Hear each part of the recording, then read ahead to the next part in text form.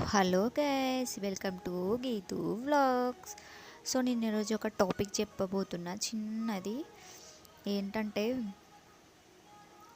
క్యాజువల్గా అందరూ అత్త కోడళ్ళు ఒక దగ్గర ఉంటారు కదా. నేను దానికి ఏం చెప్తా అంటే, అత్త కోడళ్ళు వేరుగా ఉంటే మంచిదా, దూరం ఉంటే మంచిదా అంటే నేనైతే దూరం ఉంటేనే బెస్ట్ అని చెప్తాను.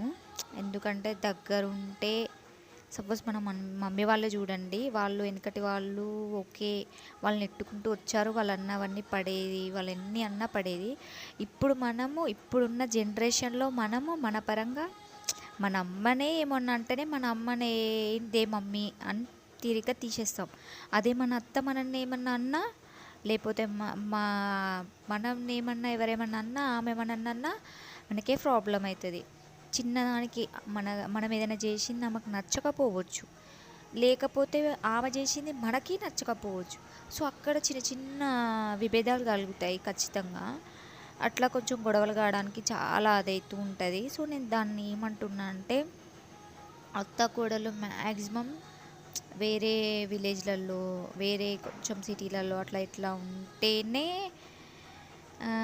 దూరం ఉంటేనే ప్రేమలు అభిప్రాయాలు ఉంటాయి అని నా సంభాషణ.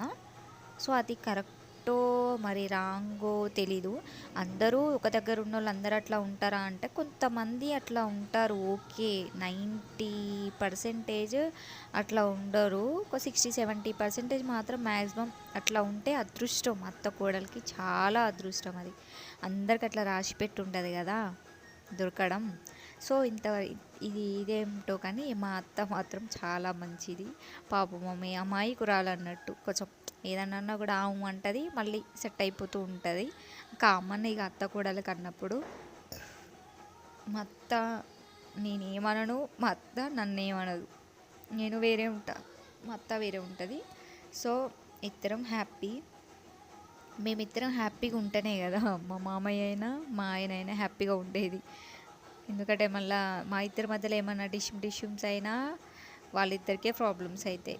మేము అట్లాంటివి ఏమీ పెట్టుకోము. ఏమన్నా ఉన్నా చిన్న చిన్నవి ఉండొచ్చు, అది ప్రతి ఇంట్లో ఉండేవే కామన్. బట్ మేము అవంతా ఏం పట్టించుకోము. అత్త కోడలు ఎప్పటికీ ఆల్వేస్ లవ్స్. థ్యాంక్ యూ అత్త, యువర్ లవ్.